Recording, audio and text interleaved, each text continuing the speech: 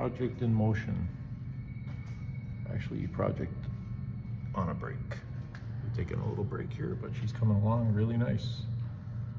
3-inch pipe, X pipe. Unfortunately, I had to put cats. Everything's coming along really nice.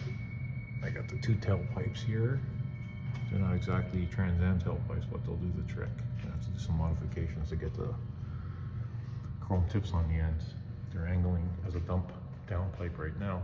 I'm gonna have to cut it and weld an elbow onto it so it comes out straight, and then I could put the chrome tips on, which I'm referring to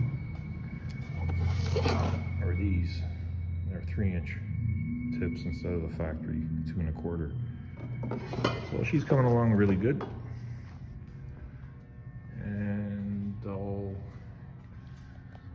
keep you guys up to date.